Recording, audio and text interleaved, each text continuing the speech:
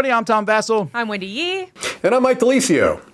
And we're coming to you live on the Dice Tower Network. Not really. This is, but, you know. What is our prime time? Afternoons, baby. It's funny because this game, the network's Primetime, is rapidly becoming an actual relic at this point in time. The Primetime lineup doesn't, if you ask me, when is the show on? I'm like, when it drops on Netflix. Yeah. You know, Primetime. 3 a.m. Primetime is just like rush hour. It doesn't exist anymore. Rush hour is 24 hours a day, and primetime doesn't even exist anymore. What's the world coming to? Now, that being said, some of my favorite books I've ever read talk about these guys, the network executives, and how they decided to put shows in different slots, and with the late night TV wars, and TGIF, and what night's the best night, Thursday or Tuesday. And I love that stuff. And this game allows you to do that. This is a reprint of a game. The game is designed by Gil Hova, originally produced by his own company, Formal Ferret. But this is a reprint from All Play. And they streamlined it and changed some things. We're going to be talking about this game.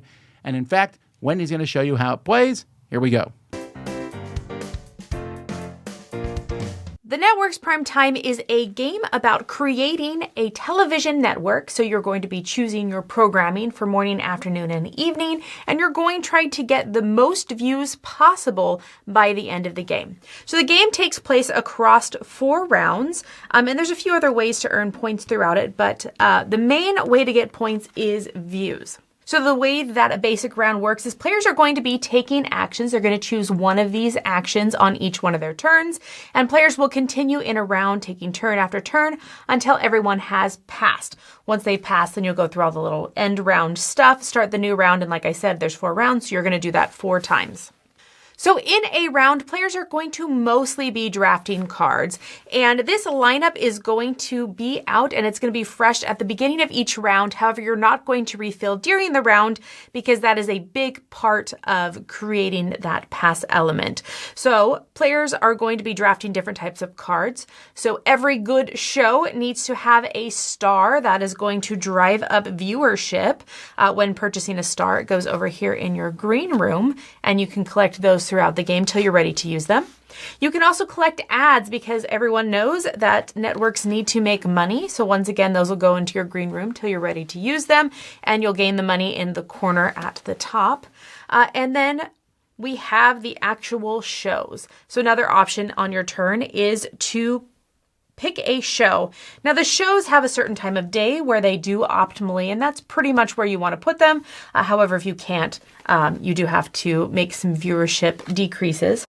So basically, you would put a show out. You would place a past show in the reruns pile, and that's going to earn you points at the end of the game. And then you're going to place your little marker, and it's going to start off this particular show as a popular show. Now, this show can handle a star, and it is going to cost me money to produce it. And so I'm going to go ahead and I'm going to add this star over here because he's going to add some nice views.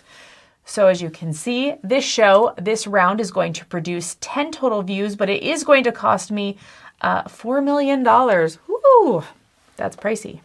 Now, some of these shows allow you to add ads. Some allow you to add ads or stars, depending. And you build these combinations. Everyone's drafting all of these. And then at the end of the round, everyone's going to go through and see what amount of viewership you have. And you have this nice little tracker on the side here so you can kind of track your viewerships in the process. So if this happened to be the end of round state, I would get 10 views from Law and Odor.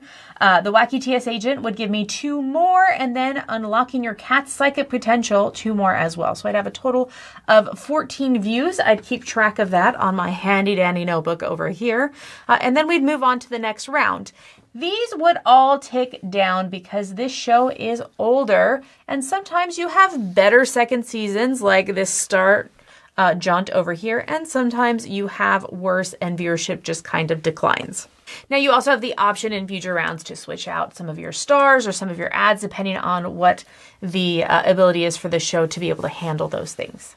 Now, another way to get endgame viewership is to specialize. So whenever you do a particular type of show like this romance over here, you get to place a cube out. The more that you specialize in a particular area, the more you get bonuses. And at the end game, you're going to be getting viewership points. And then finally, there are these network cards, which I didn't mention before. You can draft these, and these will give you sometimes endgame points, sometimes in-game abilities. They do a variety of things, and these are just really cool cards that kind of mix up the game. Now, at the end of the game, you're going to go ahead and tally up all your points, all the viewership you got from the 4 rounds. You're going to check your viewership from this little track over here. Any rerun cards that you have, so cards shows that you've replaced throughout the game, is going to give you points, as well as any of these network cards that are for endgame scoring. There's also cash is worth viewership. You can pay people to watch your show, and then finally you'll add all of that up and get your final score. There you go. That's very briefly how you play Networks Primetime.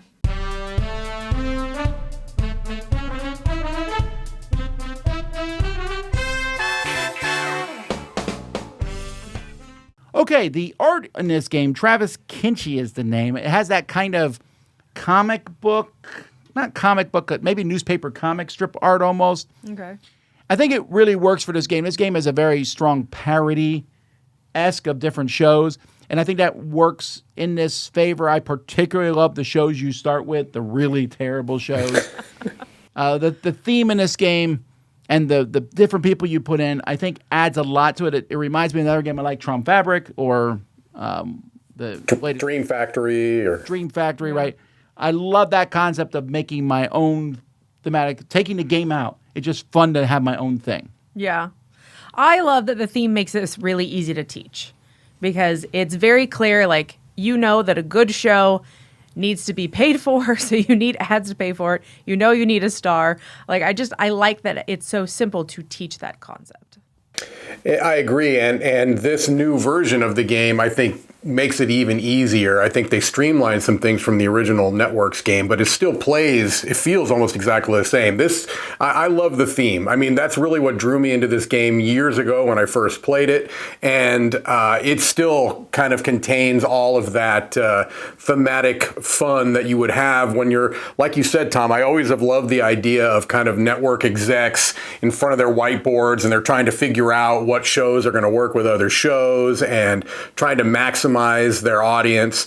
It's something that, even though we were joking that it's becoming a bit of a relic, it still makes intuitive sense. It's the idea of kind of slotting and sorting things and making sure that you've got the right stars in the right vehicles. Not motor vehicles, but you know what I mean. So the theme is very strong. Yeah, the one thing it's kind of missing in that regard is I don't sit there and go, well, I'm not putting this show at the 7 o'clock spot because that's going up against Mike Seinfeld or what have you, because that is a really big deal, the programming against it. That's not in here, but there is definitely the fight between players to be the first to draft the things they need. Oh, and I want everything on the table. One thing that this version of the game has done is made everything really useful. I want the ads. I want the action cards. I want the stars. I want the shows. And there's just so much I want, and that always makes me happy because I can't get it all, and that makes for a good game. Well, I really love the network cards specifically, too, because those are like instant benefits, ongoing powers, the endgame scoring. Like, they do a lot of stuff, and I love those. Every time they come out at the beginning of the round, I'm like, oh, I want all 3 of those. But do I want all 3 of those and potentially not get a show out this round? Like, it's such an interesting dynamic to decide what am I going to shoot for first. Yeah, and there are a number of games that kind of have this type of a structure where you're trying to put something together, whether it's a TV show or a movie or whatever, and you may not get one out every round. But usually if you're not, it's because you're building up to something bigger. And I always kind of like that tension in a game where you feel this pressure to kind of keep up, and it's like, I got to keep pumping out shows, but sometimes that's not in your best interest. Your best interest is to really maximize the shows that you have, make them so that they're going to get the most amount of points, because the way it works is that you can have shows that continue on for other seasons, and they can potentially get you more points that way. So I like that kind of push-pull decision that you have to make, and I also feel like the pace of the game is really, really solid. Like, It doesn't feel too long. It feels just the right length, but you always feel pressure. There's always like, oh, I got to do everything, but you can't. And I like that a lot. And I think with that, I think All Play made it with the little like player board that you have. I think it made the layout of the structure and everything very easy, so that as you're building those shows, you're like, okay, it's in the green room right here. This is exactly where I put it when I get rid of the show and it's in reruns. I feel like they laid that out really well. And then to be able to keep track of those views and scores during the round on your own little board. I appreciate all that they had there, so that the game is just easier, one, to teach and then easier to play as well. I agree with that. This is a close analogy for me is the 25th Century did that raw reprint, and it just made the game easier to play. This makes it easy to play. It's easy to teach. It's easy to jump into. I also like that there's very little downtime to it. Now, there is a bit of, I think the ending isn't as strong as I like to be sometimes. Sometimes that last round, you're like, well, there's not as much as I want this final round. I really wanted to get a specific show out. I really wanted to do whatever you're trying to do. Or I needed another show of this type to move up on that track. I was really hoping for that, and it didn't happen. Sometimes the last round isn't as exciting. That's the weakest part of the game for me, I think. But it's very minor, and I think the game plays so quickly, it's not that big of a deal. Yeah, no, I agree. That can be an issue. It happens from time to time where you're just like, all right, well, I'm not able to pull off anything super spectacular, so I'll just make the best of what's available to me right now. Yeah, so overall, I find this to be a very enjoyable game. I like the theme a ton. The theme draws me in a lot. I like the art and the production. I think it's easy to play. It's a good-sized box. There's just enough going on that keeps things flowing smoothly, so I'm giving this an 8 out of 10. Okay. I'm giving this a 7.5. I think that this is a fun game. And like you mentioned, like the end is not necessarily exciting, but I assume my network will continue on into the future. It hasn't just settled My down. games end. I'm like, time has ended at that point. I adore the puns and the references to other shows, and all of that. I do think that the little tokens or cubes that you're putting out for the different genres, I find that to be not as exciting as I want it to be. And I feel like if the game were longer, I'd get to do that more, but I don't want the game to be longer. So I'm not convinced that I love that part of the game, but I also don't dislike it. Yeah, I think thematically it fits really well, and I enjoy the tension of the player interaction with it. Yeah, I think I'm going to come in the highest. I'm an 8.5. I really liked the Networks a lot when it first came out. I played the heck out of it. And then it was one of those games that for one reason or another just kind of fell through the passage of time and left my collection.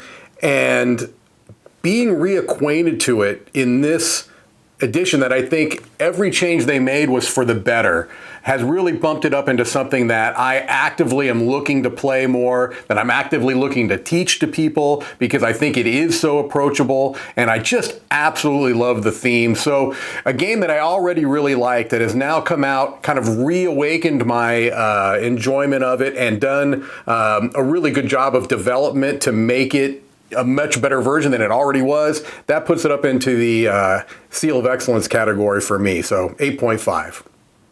Well, there you go, folks. That's the Network's Primetime. I'm Tom Vassell. I'm Wendy Yee. I'm Mike DeLisio.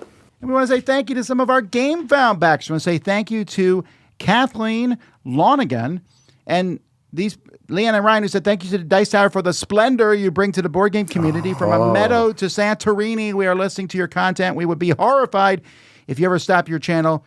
Keep dominating the board game realm with the vigor of a raccoon tycoon. That's hard to get in there. Anyway, sending a love letter from sunny San Diego, California. And also a Dutch monkey's uncle.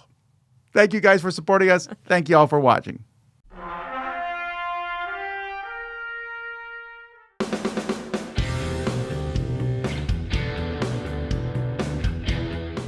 Hey everybody, thanks for watching this video. If you like this review or whatever you just watched, wasn't it amazing? Check out our channel, Dice Tower.